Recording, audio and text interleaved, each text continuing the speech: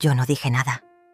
Solo apreté más fuerte la maleta con mis manos temblorosas mientras escuchaba a mi hijo del otro lado del teléfono. «Mamá, mira, es mejor que canceles el viaje. No va a haber espacio para ti». Y así, con esa frase vacía, sin tono de culpa ni tristeza, me lo dijo. Como si no estuviéramos hablando de un reencuentro después de 5 años. Como si yo fuera una carga más.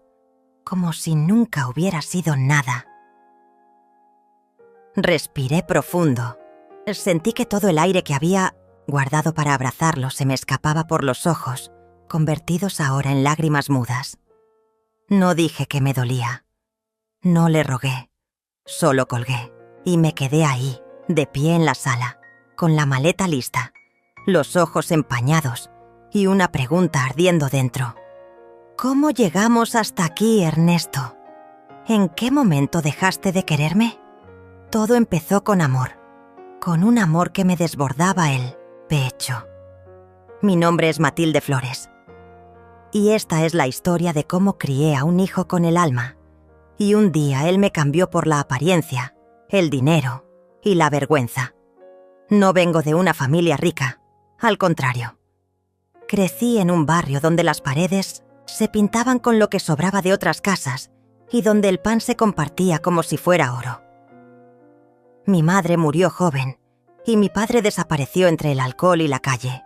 Fui criada por mi abuela, una mujer silenciosa que me enseñó que la dignidad no depende del bolsillo, sino del corazón. Cuando quedé embarazada de Ernesto tenía apenas 18 años.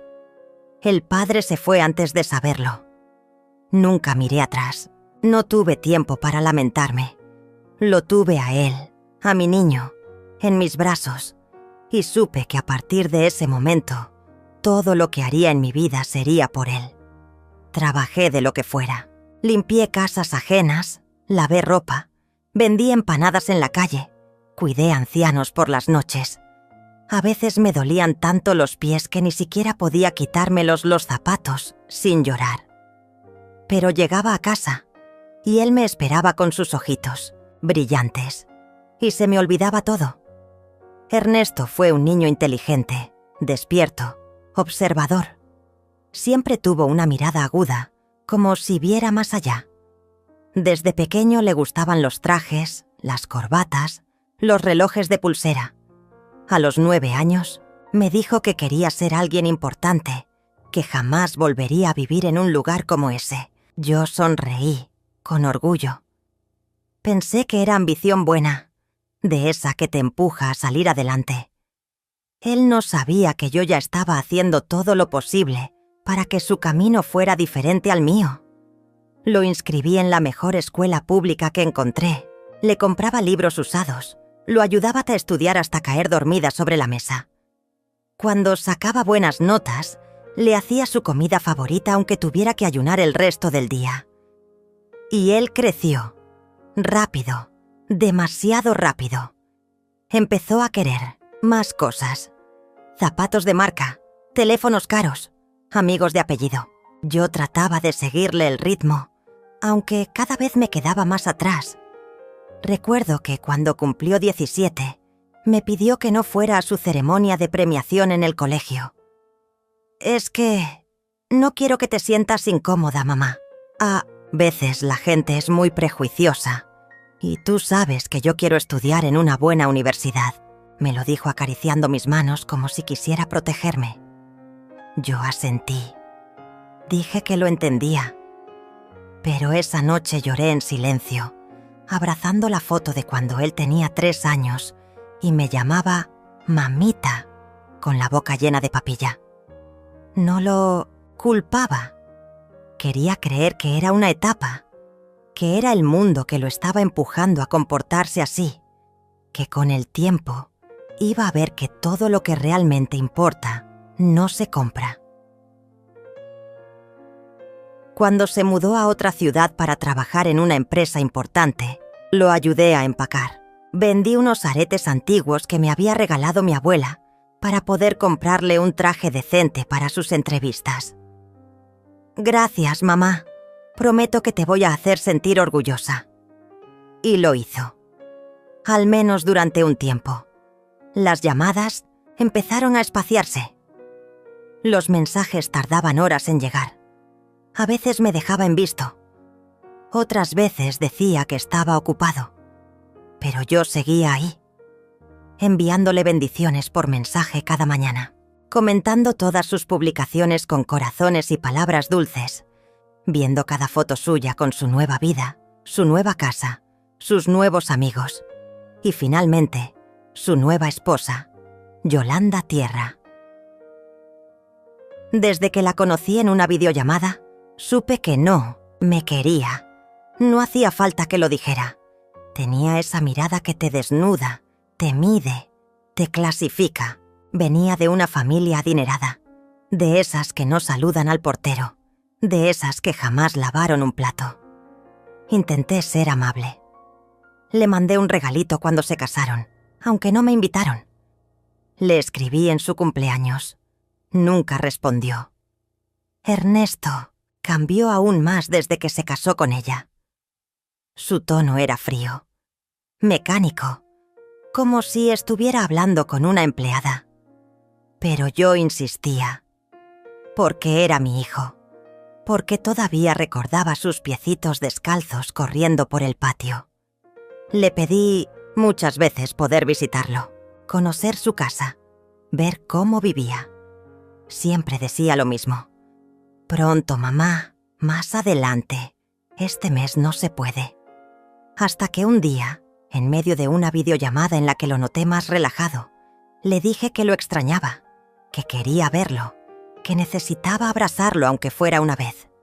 Se quedó callado, miró a un lado y luego dijo: «Está bien, ven. Será bonito». Lloré de alegría.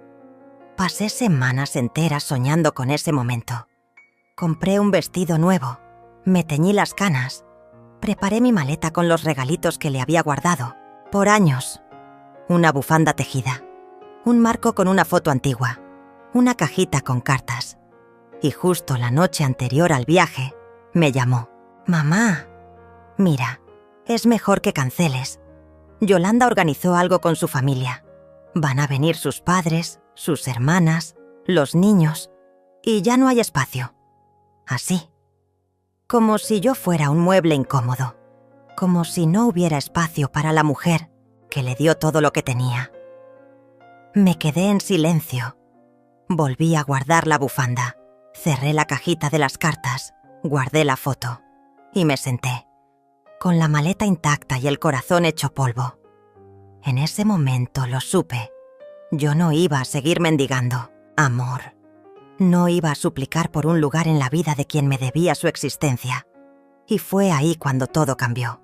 Yo me quedé mirando aquella maleta como si fuese una criatura viva. Había pasado los últimos días doblando cada prenda con ilusión, eligiendo las blusas que mejor me hacían lucir. Y hasta compré una crema nueva para el rostro, de esas que prometen borrar los años. Me sentía como una niña que por fin iba a cumplir un sueño largamente postergado. ¿Cómo llegamos hasta aquí? ¿Cómo fue que pasé de ser la mujer que lo dio todo a convertirme en un estorbo silencioso en la vida de mi propio hijo? Mi historia con Ernesto no empezó con lujos ni con promesas grandes. Fue un embarazo difícil, sola desde el principio, con una barriga que crecía al ritmo de mis miedos. Me volví madre y padre, enfermera, cocinera, maestra, confidente, chofer. Me levantaba antes de que saliera el sol para limpiar casas, fregar baños ajenos, recoger migas de mesas donde nunca me senté, y regresaba cuando la luna ya estaba alta en el cielo, pero con una sonrisa, porque él me esperaba despierto con dibujos que decían: «Te amo, mamá». Yo no me quejo del trabajo duro, porque cada gota de sudor tenía nombre: Ernesto. Desde mi inocencia pequeño se notaba que era inteligente, vivaz, con esa mirada que calculaba el mundo. Soñaba con cosas grandes, carros elegantes, trajes finos, empresas. Yo lo miraba hablar de sus sueños como quien observa un cometa, admirada, temerosa, sin saber si alguna vez volvería a pasar cerca. Nunca me dio motivos reales para preocuparme. Era ambicioso, sí, pero también educado, respetuoso. A veces me hablaba de sus amigos del colegio, de cómo algunos se burlaban por no tener las mismas cosas, y yo le decía que no importaba, que lo valioso no se compra. Él me abrazaba fuerte, como si entendiera, aunque sus ojos dijeran otra cosa. A medida que crecía, esa ambición se volvió más intensa. Hablaba de éxito como si fuera una religión, y yo lo alentaba, claro que sí. ¿Cómo no hacerlo? Yo quería verlo volar, ir más allá de lo que yo logré. Lo ayudé a pagar la universidad trabajando el doble, aceptando trabajos que muchas veces me avergonzaban. Pero nunca se lo dije. Nunca le dije que lloraba de cansancio en el bus, ni que llegué a desmayarme por hambre. Él debía estudiar, formarse, crecer sin mirar atrás. Cuando se graduó, fue uno de los días más felices de mi vida. Lo miraba con toga y birrete, y veía no solo a mi hijo, sino a todo mi esfuerzo hecho carne. Me abrazó ese día y me dijo que todo era gracias a mí. Yo me tragué las lágrimas, porque no quería arruinar ese momento con mis emociones. Luego vino la gran decisión: mudarse a otra ciudad. Una oferta de trabajo prometedora, un futuro brillante. Me lo contó con emoción, y yo asentí sin pensar, aunque por dentro sentí que algo se desgarraba. «Te apoyo, mi amor», le dije. «Ve y conquista el mundo». No quise que supiera que, al cerrar la puerta, me derrumbé en la cocina, abrazando su taza de café como si aún estuviera allí. Al principio me llamaba cada semana. Me contaba cosas del trabajo, de la ciudad, de los proyectos. Luego las llamadas se hicieron más cortas. Después, más distantes. Un día me enteré por una foto en redes sociales que se había comprometido. Sonreía junto a una mujer elegante, de rostro frío y mirada calculadora. Su nombre era Yolanda. Yolanda Tierra. No. La conocía, claro, pero algo en esa foto me inquietó. No solo porque no me lo contó él, sino porque había algo en la forma en que ella lo abrazaba, como si lo apretara para que no se escapara. Traté de no hacer suposiciones. Le escribí para felicitarlo y me respondió un escueto: «Gracias, mamá». A partir de ahí, todo fue en descenso. Yo era quien escribía, yo era quien llamaba. A veces, ni siquiera me contestaba. Me decía que estaba ocupado, que después me llamaba. Ese después nunca llegaba. Me convertí en una espectadora silenciosa de su vida. Las redes sociales eran mi única ventana a él. Veía fotos de viajes, cenas elegantes, reuniones con gentes que hablaba otro idioma emocional. Me aferraba a la esperanza de que era una etapa, que estaba ocupado construyendo su mundo, que ya vendría a visitarme, que me invitaría.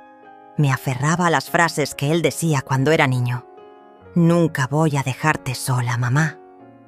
¿Cómo se rompen esas promesas tan inocentes? Pasaron 5 años. 5. No una carta. No un paquete. Solo fotos digitales como si yo no existiera fuera de la pantalla. Entonces, un día, me armé de valor. Lo llamé. Me temblaban las manos. Lloré antes de marcar. Cuando escuché su voz, me quebré. «Hijo, por favor, quiero verte. Solo unos días. Quiero conocer tu casa, a tu esposa. Solo quiero abrazarte». Hubo un silencio largo. Luego me dijo que sí, que podía ir, que me mandaría los boletos. Salté de alegría. Dormí abrazada a la maleta. Pasé la semana limpiando mis zapatos, planchando mi ropa, ensayando frente al espejo cómo saludaría a Yolanda. Hasta me compré un regalo para ella, aunque no la conocía. Quería caerle bien. Quería que supiera que yo no era una carga. Pero el día anterior al viaje, sonó el teléfono. Era Ernesto. Su voz era otra. «Mamá, Al final mejor no vengas. La familia de Yolanda vendrá ese fin de semana. No hay espacio para ti. No hay espacio para ti. Esas palabras me hicieron más daño que 1000 cuchillos. No supe qué decir. No lloré. No grité. Solo colgué. Me senté en la cama y abracé la maleta. La misma maleta que había empacado con ilusión. Cerré los ojos y lo vi de niño, abrazándome con dibujos. Te amo, mamá. Desempacar fue un acto de duelo. Como cuando uno entierra algo querido, cada prenda de ropa regresaba al closet como un cadáver emocional. Me encerré en la casa. No comí. No respondí mensajes. Apagué el celular. Y entonces me vi al espejo. Era una mujer cansada, con el corazón roto, pero con una chispa de dignidad aún viva. Borré mis redes sociales, vendí mi televisión, mis muebles, mi casa. Cambié el número de teléfono. Me despedí de todo sin despedirme de nadie. Me fui. Me mudé a un lugar que siempre soñé, cerca del mar, donde nadie supiera mi nombre. No le avisé a Ernesto. No le dije adiós. No era necesario, porque por primera vez en mi vida elegí pensar en mí. Yo creía que con la distancia iba a doler menos. Pensaba que en ese rincón nuevo, con el mar cerca y la brisa salada entrando por las ventanas, los recuerdos de Ernesto se irían desvaneciendo como el vapor del café. Pero no fue así. El dolor cambió de forma, eso sí. Ya no era una punzada aguda. Era una especie de silencio espeso. Una melancolía que me acompañaba a todos lados como una sombra callada. Había días en los que amanecía fuerte, dispuesta a no pensar en él. Me levantaba temprano, salía a caminar por la orilla, compraba flores para poner en el centro de la mesa, cocinaba solo para mí con cariño. Descubrí que tenía gustos que había olvidado. Me gustaba el olor del romero, el pan tostado con mantequilla, las novelas policiales. Me fui reconstruyendo de a poco, como si tejiera una nueva piel sobre las cicatrices. Pero había otros días en los que no podía evitar abrir la caja de los recuerdos. Me quedaba horas mirando aquella única foto enmarcada de Ernesto cuando tenía 10 años, en su primer día de escuela con una mochila que le quedaba enorme, y me preguntaba, ¿en qué momento se rompió todo? ¿Cuándo dejé de ser necesaria, de ser parte de su vida? Una tarde recibí una carta. Sí, una carta. Ya nadie escribe cartas, pero esa llegó con mi nombre escrito con letra elegante. Al abrirla, sentí un escalofrío. Era de Noelia, una vecina del barrio donde vivía antes, casi una hermana para mí. Me contaba que había visto a Ernesto en una revista empresarial. Habían hecho un reportaje sobre su empresa y lo mostraban como un joven visionario que construyó su imperio desde cero. Desde cero. Como si yo no hubiese existido.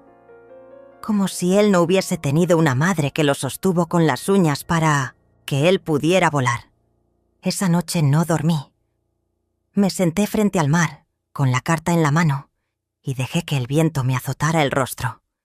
Me sentí invisible, borrada de la historia, y por primera vez tuve un pensamiento oscuro. Tal vez Ernesto estaba avergonzado de mí. Tal vez mi pasado de limpiadora, de mujer simple y sin títulos, era una mancha en su vida perfecta. Ese pensamiento me partió el alma. Los días siguientes me sumí en una especie de mutismo emocional. Iba al mercado, saludaba con cortesía, pero no hablaba más de lo necesario. Dejé de cocinar. Perdí el apetito. Me sentaba frente al televisor sin verlo, solo para escuchar voces que no exigieran respuesta. Y entonces, una mañana, alguien llamó a mi puerta. Era una joven de rostro amable, con un cuaderno en las manos. Se presentó como Camila, trabajadora social del centro comunitario del pueblo. Me dijo que estaban buscando voluntarios para un programa de alfabetización para adultos mayores Iban a dar clases gratuitas y necesitaban gente con paciencia, con historia, con ganas de acompañar. No sé qué me hizo decir que sí. Tal vez fue su sonrisa, o tal vez fue que, por primera vez en mucho tiempo, alguien me estaba viendo como algo más que una sombra. La semana siguiente me encontré sentada en un aula pequeña, rodeada de personas mayores como yo, con manos temblorosas y ojos llenos de vergüenza por no saber leer ni escribir. Me convertí en una de ellas, no como maestra, sino como compañera. Compartíamos risas, torpezas, progresos. Nos celebrábamos los logros con abrazos y lágrimas. Poco a poco, algo dentro de mí empezó a sanar.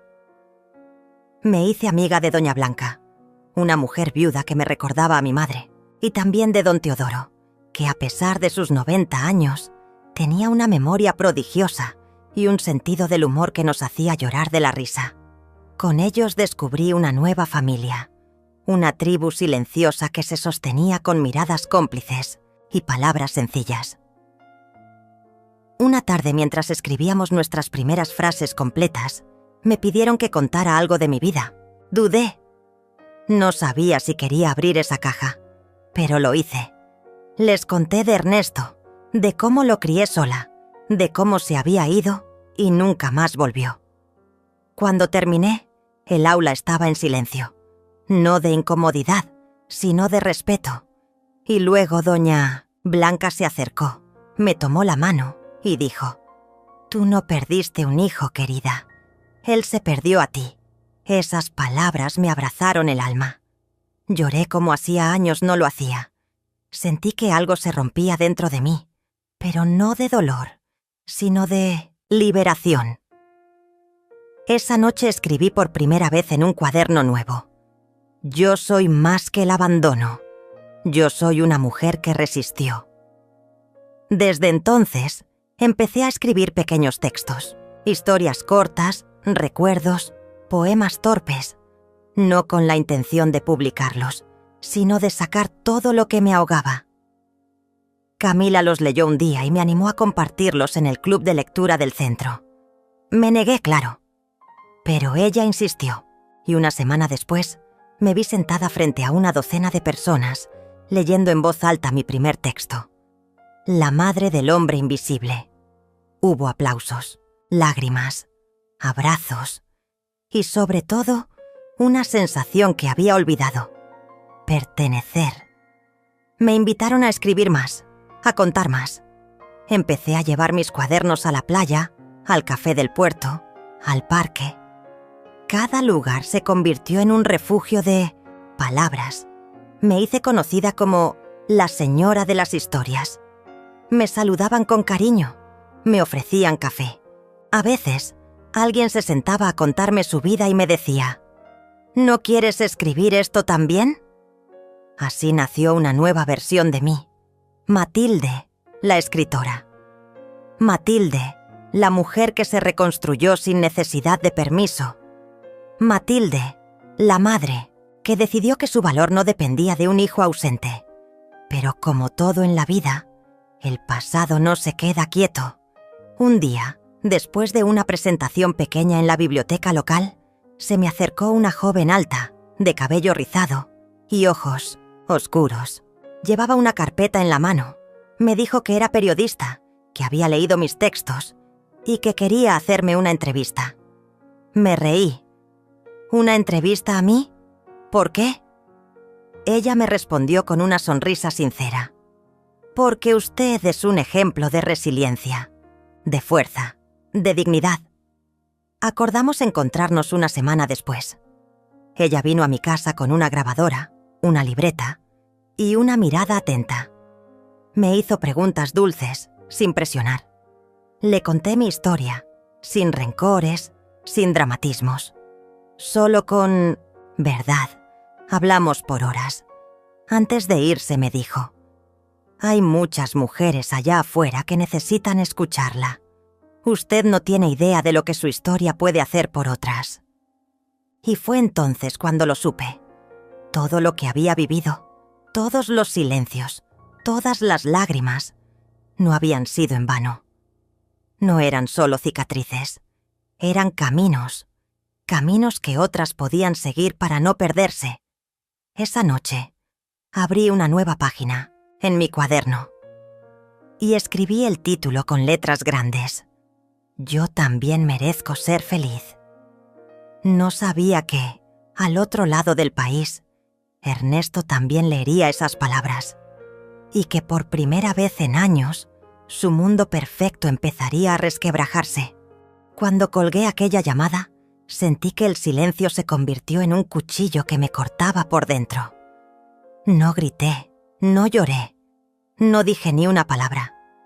Solo guardé el celular en el bolso y me senté en el borde de la cama, mirando la maleta, que había preparado con tanto amor.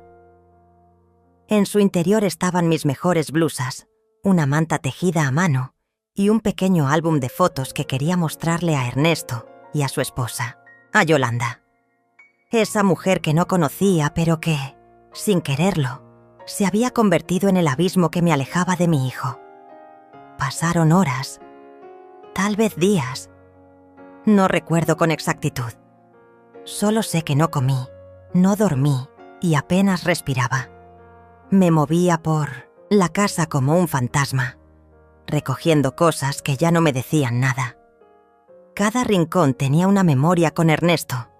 El marco torcido en la sala con su primer dibujo, la silla en la que solía trepar para ver por la ventana si yo volvía del trabajo, la estufa donde aprendió a hacer arroz con leche.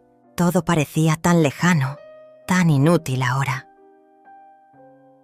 Un jueves por la tarde, mientras la luz del sol entraba tímida por la ventana, tomé una decisión. Abrí el ropero, saqué un cuaderno viejo y empecé a escribir. No sabía si era una carta, un diario o un simple desahogo.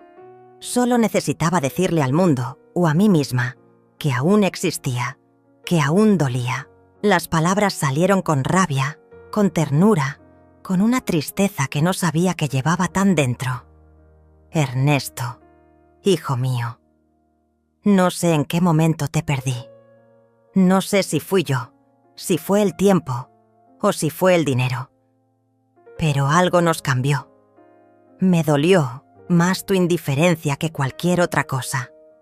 Me dolió saber que ahora tu mundo tiene puertas que yo no puedo cruzar. Me dolió esa llamada, pero más me dolió imaginar que ni siquiera lo pensaste 2 veces antes de decirme que no.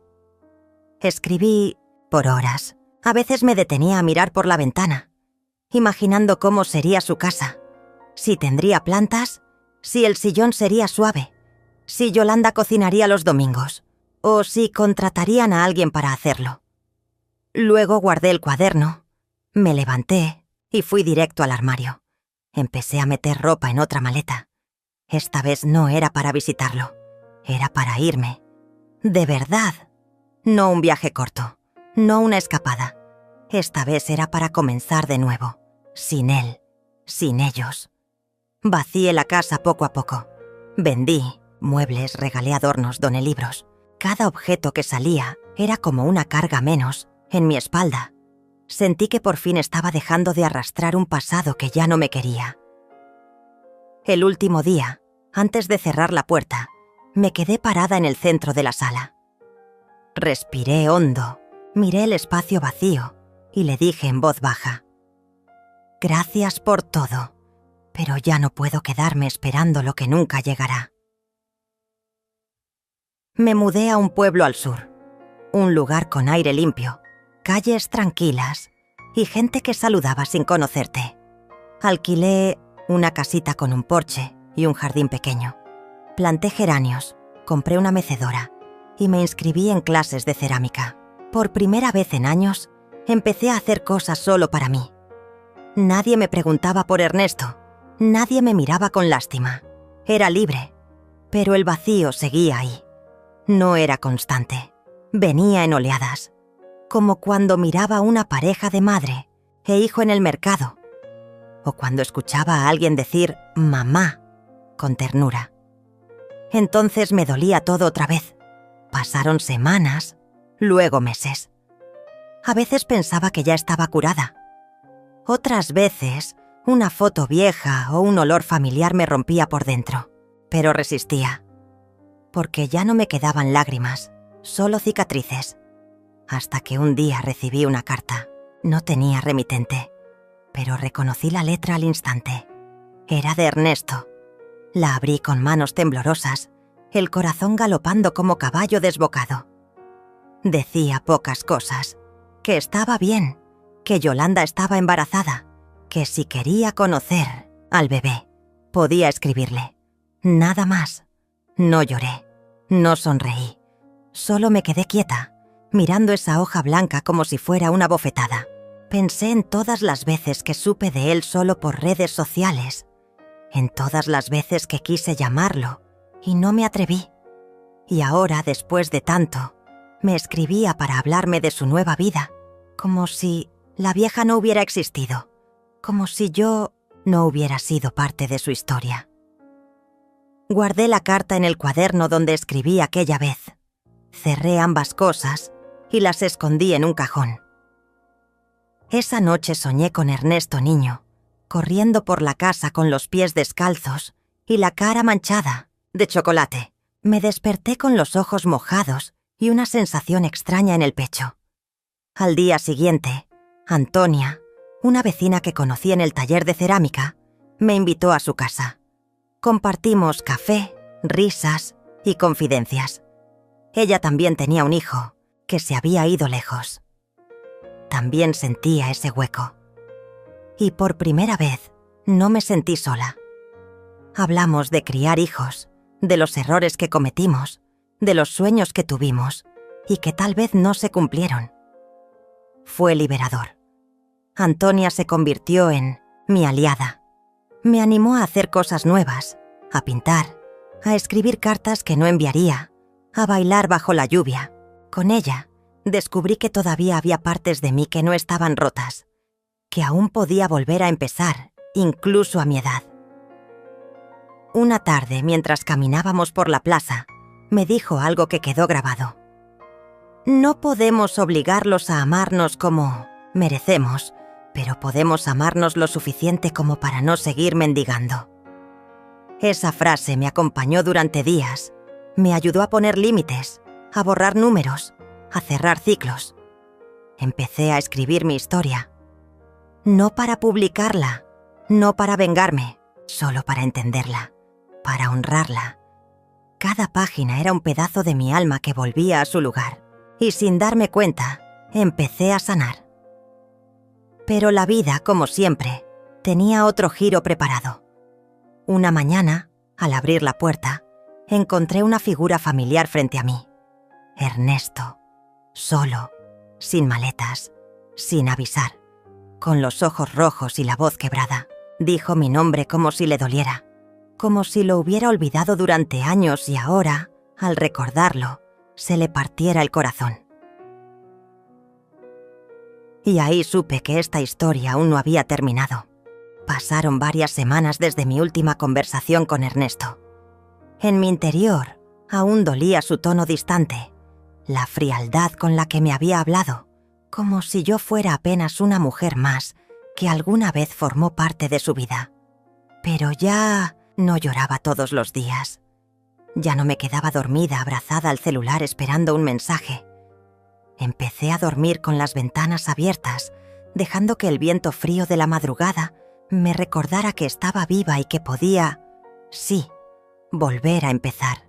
Mi casa, aquella que una vez rebosó de fotografías de Ernesto y dibujos infantiles colgados con cinta en las paredes, ahora parecía un museo del olvido.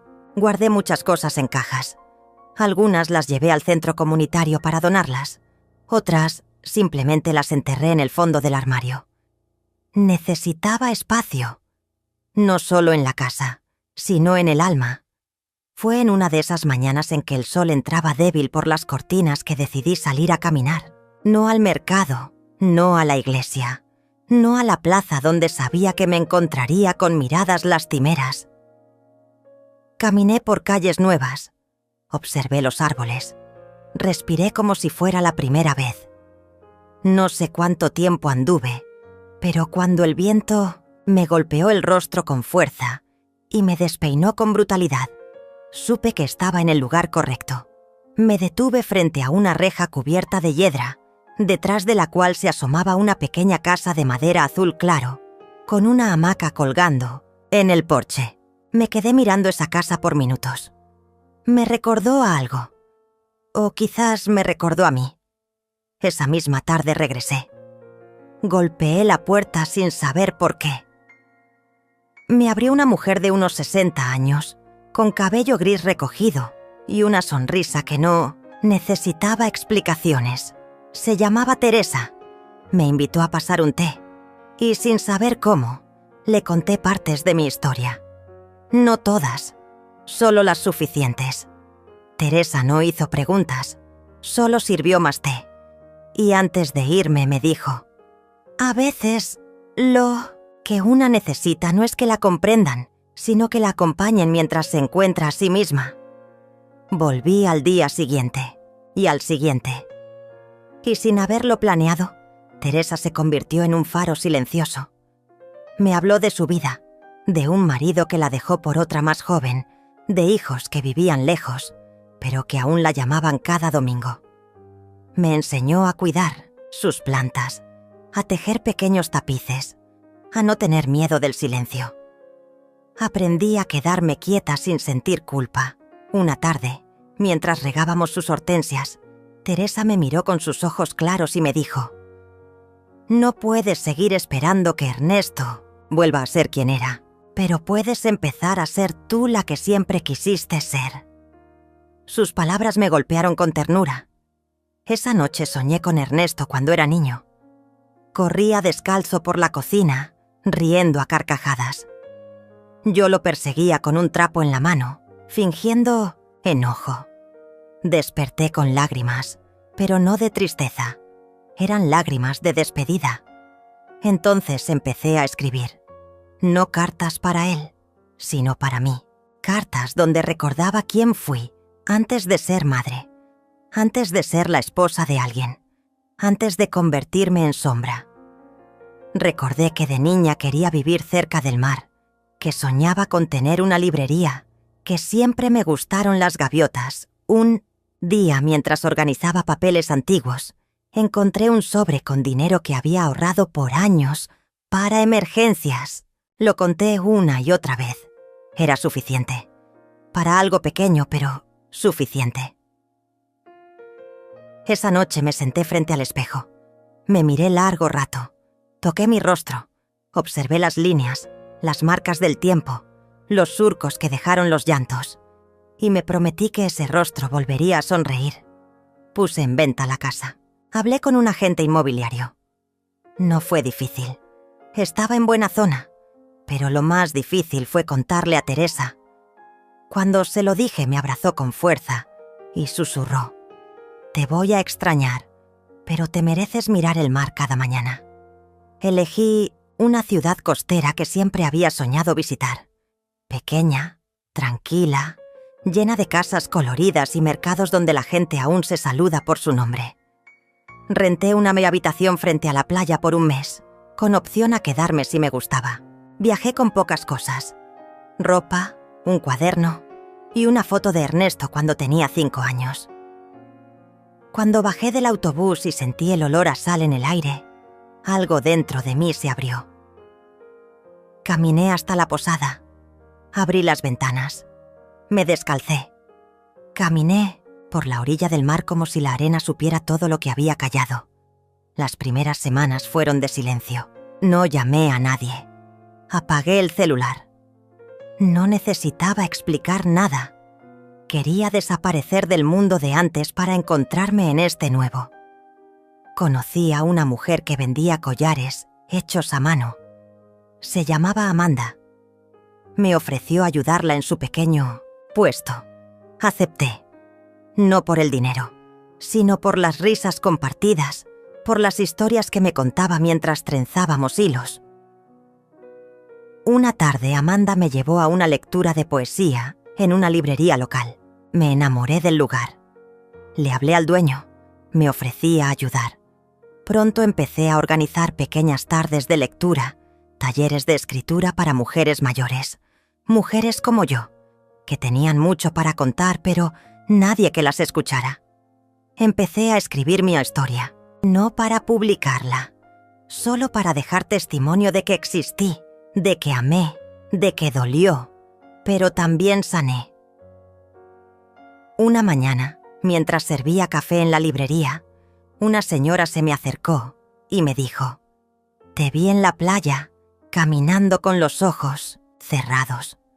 Parecías estar en paz». Sonreí, porque por primera vez lo estaba. Ya no miraba el teléfono esperando un mensaje. Ya no revisaba las redes para ver si Ernesto había publicado una foto. Ya no lloraba cuando escuchaba su nombre. Me dolía, sí, pero era un dolor antiguo, cicatrizado. Aprendí a vivir sin esperar, a despertar sin nostalgia, a dormir sin culpas. Me hice amiga de mí misma. Y aunque el mundo de Ernesto ya no me pertenecía, construí un mundo nuevo donde yo era el centro, donde la felicidad no dependía de ser madre de alguien, sino de ser fiel a mí. Una noche, mientras escribía una nueva carta en mi cuaderno, me detuve y pensé en todo lo vivido. Me abracé y comprendí que, aunque me doliera, había sido necesario, porque solo al perderlo me encontré, porque al cerrarse una puerta, abrí una ventana frente al mar, y esa ventana ya no volvería a cerrarse. Las horas pasaban lentas mientras Matilde permanecía sentada junto a la ventana de su pequeña cabaña en el campo, con la mirada perdida entre los árboles que danzaban al ritmo del viento. El silencio era tan profundo que podía oír el latido de su propio corazón, ese que aún palpitaba por la ausencia de su hijo. Habían pasado semanas desde que decidió desaparecer de la vida de Ernesto, desde que vendió todo, cambió su número, cerró sus redes sociales y se mudó a ese rincón, olvidado del mundo donde nadie la conocía. Era un acto de amor propio, sí, pero también de dolor. Un dolor tan antiguo como el día en que dio a luz, mezclado con la amargura de sentirse reemplazada por el brillo falso de una vida de apariencias. Cada rincón de la casa estaba impregnado con pequeños recuerdos que ella iba construyendo sola. Los libros que leía antes de dormir, las caminatas al amanecer por el bosque cercano, las recetas que probaba una y otra vez, como si en el sabor de los alimentos pudiera encontrar el consuelo que no hallaba en las palabras. Matilde había comenzado a escribir en un cuaderno de tapas verdes, donde volcaba sus pensamientos más íntimos. Era una especie de diario, pero también un desahogo, un acto de resistencia emocional. Allí escribía sobre su infancia, sobre Ernesto cuando era niño, sobre las tardes en que él corría por el patio con los pantalones manchados de tierra y el alma limpia. Escribía también sobre su soledad, sobre los sueños rotos y los que aún se atrevía a tener, sobre las madrugadas en las que despertaba gritando su nombre, solo para recordar que él ya no estaba. Una tarde, mientras regresaba de la feria del pueblo con una bolsa de frutas, Matilde se cruzó con una niña de unos 8 años que lloraba sentada en la vereda. Sin pensarlo 2 veces, se agachó a su lado y le ofreció ayuda. La pequeña, llamada Lía, se había perdido mientras acompañaba a su abuela al mercado. Matilde la calmó, le limpió el rostro con su pañuelo y la llevó de la mano hasta encontrar a su familia. Desde ese día, Lía comenzó a visitarla. Su inocencia, sus preguntas ingenuas y su manera desinteresada de querer la llenaban de una ternura que creía extinta. Lía le recordaba a Ernesto de pequeño, antes de que el mundo lo torciera con sus promesas de éxito y estatus. En pocos días, Matilde se convirtió en una especie de abuela adoptiva para ella. La llegada de Lía a su vida le trajo nuevas rutinas. Juntas horneaban galletas, recolectaban flores silvestres, cuidaban del pequeño huerto que Matilde había sembrado. Con esmero, cada tarde, la niña le contaba sus aventuras escolares, y Matilde la escuchaba con una atención maternal que ni el tiempo ni el abandono habían podido destruir. Con cada carcajada de Lia, con cada dibujo que le regalaba, una pequeña grieta en su alma comenzaba a cerrarse. Por primera vez en años, Matilde sintió que tal vez aún tenía algo para dar, aún tenía algo que enseñar, aún podía ser parte de la vida de alguien sin mendigar su amor. Pero la paz no duró mucho. Una noche, mientras preparaba la cena, escuchó un golpeteo en la puerta. Al abrir, encontró a un hombre parado bajo la lluvia, empapado y con la mirada angustiada. Era Miguel, un viejo amigo de su juventud que había escuchado rumores de que Matilde vivía en aquella zona. Se abrazaron largo rato bajo la lluvia. Miguel se había divorciado y viajaba por el país en busca de una nueva vida. Pasó unos días en la casa de Matilde, ayudándola con arreglos, cocinando juntos, compartiendo historias. La conexión entre ellos era natural, sin esfuerzo, como si el tiempo no hubiera pasado. Miguel, con su calidez y humor, logró que Matilde se riera otra vez. La animaba a leer en voz alta los textos de su diario, y ella, al principio tímida, comenzó a hacerlo. Esas lecturas se convirtieron en noches de conversación junto al fuego, entre tazas de té y recuerdos compartidos. Él le hablaba de sus hijos, de cómo uno de ellos también se había alejado, de la culpa que lo perseguía por no haber sido un padre presente. Entre ellos nació una complicidad que iba más allá del consuelo. Era un entendimiento profundo, una especie de pacto silencioso entre dos almas rotas que se ayudaban a levantarse. Una mañana, Matilde encontró una carta en su buzón. No tenía remitente, pero reconoció la caligrafía de inmediato. Era de Ernesto. Con manos temblorosas, la abrió. Él le pedía perdón. Decía que había sido ciego, que se había dejado consumir por un mundo que ahora le parecía hueco. Confesaba que Yolanda lo había abandonado, que sus amigos lo habían olvidado y que todo lo que tenía era una casa vacía y un corazón lleno de remordimiento. Decía que la extrañaba, que soñaba con verla, que no pasaba un solo día sin pensar en ella. Le rogaba que le escribiera, que le dijera dónde estaba, que le diera una oportunidad para abrazarla. Matilde dejó la carta sobre la mesa y se sentó a mirar el fuego. No lloró. No sonrió, solo se quedó allí, en silencio, con el corazón latiendo con fuerza. Miguel la observaba desde la cocina, sin decir nada, respetando ese instante sagrado. Matilde sabía que aún tenía mucho que procesar. No sabía si responder, si abrir otra vez su alma al dolor o proteger la paz que tanto le costó conseguir. Pero también sabía que algo dentro de ella había cambiado. No era la misma mujer que había hecho las maletas con el corazón destrozado. Ahora era otra, más fuerte, más sabia, más entera. Esa noche escribió una nueva entrada en su diario. Era la más larga de todas. Hablaba del perdón, de las heridas que no se ven, de las personas que se pierden a sí mismas sin notarlo. Hablaba también del amor, ese que permanece aunque lo nieguen, ese que resiste incluso cuando ya no duele. Matilde no sabía qué camino tomaría a partir de ahora, pero por primera vez no tenía miedo del futuro, porque finalmente había aprendido que no estaba sola, que su historia aún no había terminado y que merecía ser feliz, con o sin la presencia de su hijo. Matilde cerró el cuaderno con cuidado, como si al guardar esas palabras encerrara también un pedazo. Durante días enteros, Matilde debatió en silencio si debía responder la carta de Ernesto.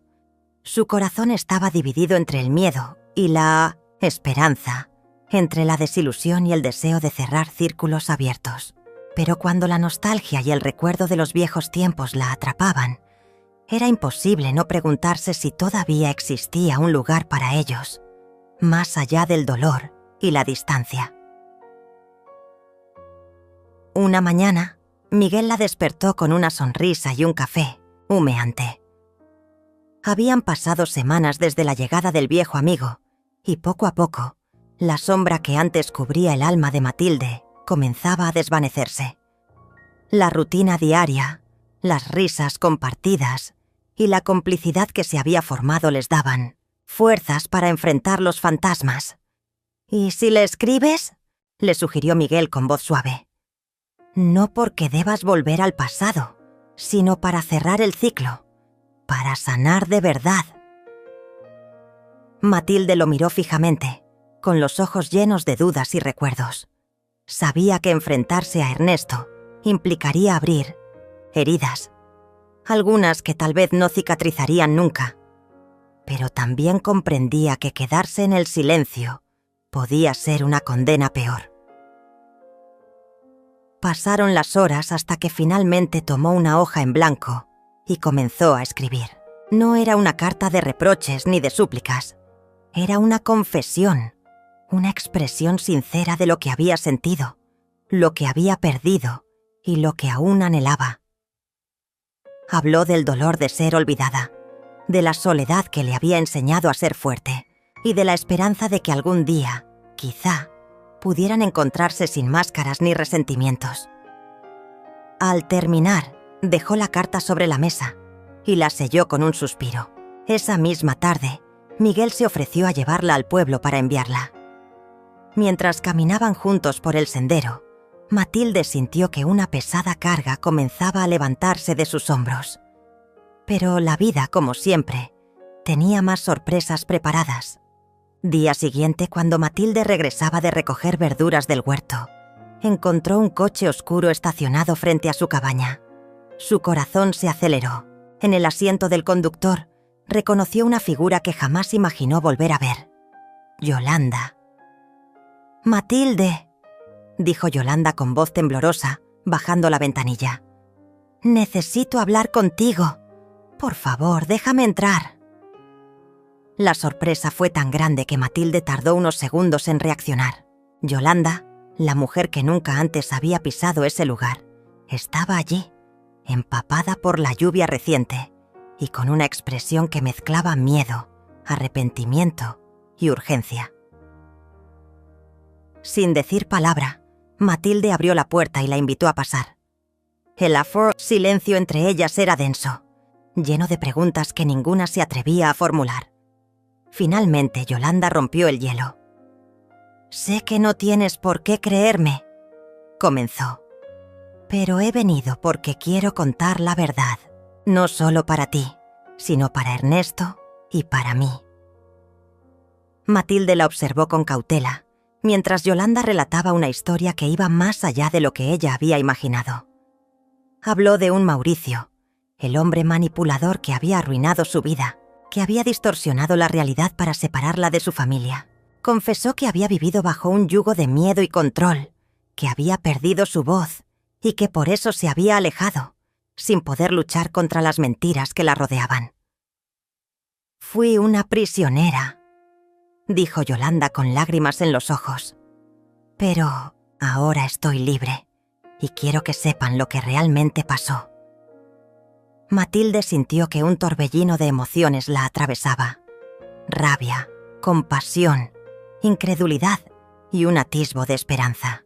La presencia de Yolanda allí, en su cabaña, cambiaba el panorama de una manera que jamás había anticipado. Al poco tiempo, Yolanda propuso ir juntas a la ciudad para buscar a Ernesto. Quería que él escuchara su verdad, que comprendiera todo lo que había sucedido. Matilde, aunque aún desconfiada, aceptó. La idea de unir fuerzas para enfrentar a Ernesto y quizá recuperar algo de lo perdido despertaba en ella un fuego que creía apagado. Los días siguientes estuvieron marcados por preparativos, recuerdos y tensiones. Matilde releyó su diario. Repasó cada palabra escrita con la intención de que su voz fuera clara y fuerte cuando se enfrentaran a Ernesto. Yolanda, por su parte, se esforzaba por dejar atrás su pasado oscuro y mostrarse auténtica, sin miedo a ser juzgada. Finalmente llegó el momento de reencontrarse. En una pequeña cafetería donde habían compartido momentos felices en el pasado, Matilde y Yolanda esperaban a Ernesto. El silencio era insoportable. Las miradas se cruzaban con incertidumbre y el aire parecía cargado de electricidad. Cuando Ernesto entró, su rostro reflejaba sorpresa, confusión y una tristeza profunda. Al ver a las dos mujeres frente a él, comprendió que la historia era más compleja de lo que había imaginado. La conversación fue difícil, cargada de verdades dolorosas, confesiones y silencios incómodos. Ernesto escuchó atentamente mientras Yolanda relataba su calvario y Matilde exponía el vacío que había quedado en sus vidas. Al final, no hubo reproches ni rencores, solo una comprensión amarga y la posibilidad de reconstruir algo, aunque fuera desde las cenizas. Pasaron semanas después de ese encuentro. Matilde, Yolanda y Ernesto comenzaron a encontrarse poco a poco, no como la familia perfecta que alguna vez soñaron, sino como seres humanos quebrados que buscaban sanar. La relación no era sencilla, pero había sinceridad y un nuevo respeto que antes faltaba. Una tarde, mientras el sol se escondía tras las montañas, Matilde miró el horizonte desde su ventana y sintió que, por primera vez en mucho tiempo, la tormenta dentro de ella había comenzado a calmarse. Sabía que el camino sería largo y lleno de desafíos, pero también que la vida les había dado una segunda oportunidad, no para olvidar el pasado, sino para construir un futuro distinto. Con esa esperanza, cerró los ojos, respiró profundo y se permitió finalmente soñar. El sol comenzaba a asomarse lentamente en el horizonte, y la luz tenue teñía de tonos cálidos el cielo, como si el día quisiera susurrarme que aún había esperanza, aunque yo no estuviera del todo segura. Desde la ventana de mi habitación, observaba ese amanecer con una mezcla de nostalgia y un anhelo profundo de que algo en mi vida cambiara de verdad. Todo parecía tranquilo, pero en mi interior sentía que estaba al borde de un precipicio, un abismo invisible lleno de dudas, recuerdos dolorosos y secretos que me habían marcado para siempre. Había recorrido un camino lleno de sombras, heridas, abiertas que nunca terminaron de sanar. La traición más cruel vino de quienes pensé que me protegerían, de mi propia sangre. La distancia que se instaló entre mi hijo y yo, la ausencia constante, las palabras que no se dijeron y las que dolieron demasiado. Me habían dejado en soledad, como si el mundo se hubiera cerrado para mí. Pero esa misma soledad fue la que, paradójicamente, me dio fuerzas para levantarme cada día y no dejar que el dolor me consumiera por completo. Cada recuerdo, cada momento de aquel pasado quebrado, se sentía como un puñal en el pecho. La discusión, que terminó con un adiós sin regreso, el silencio helado que se extendió por años, y la imagen de mi hijo, alguna vez tan cercano, ahora un extraño con un muro infranqueable entre nosotros. Pero también había destellos, fragmentos de ternura que guardaba con cuidado, como la última sonrisa que vi antes de perderlo, o esas pocas palabras de cariño que todavía resonaban en mi memoria como un eco lejano. Aprendí que la verdadera fortaleza no consiste en esconder el dolor o fingir que no existe, sino en enfrentarlo sin miedo, en dejar que las heridas hablen para poder sanarlas. No se trata de olvidar, sino de soltar el rencor que envenena el alma y que impide avanzar. Cuando recibí aquella carta inesperada, temblé. No sabía si abrirla o dejarla pasar.